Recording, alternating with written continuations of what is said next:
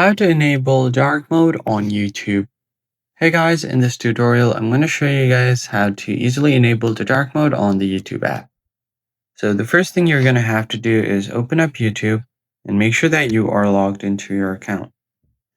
Once you are logged in, you can find the U icon or the profile icon at the bottom right corner of your screen.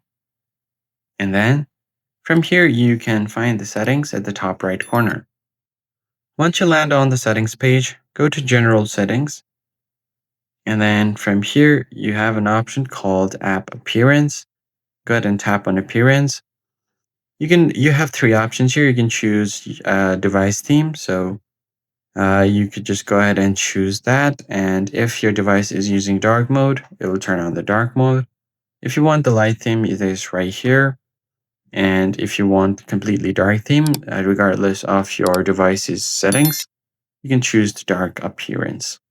And that's pretty much it. It will be applied instantly, so you don't have to restart your app, and you should be good to go.